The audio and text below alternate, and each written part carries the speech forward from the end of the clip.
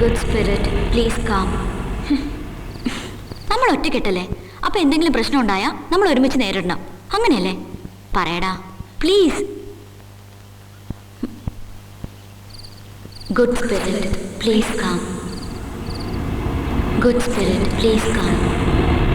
Good spirit please come.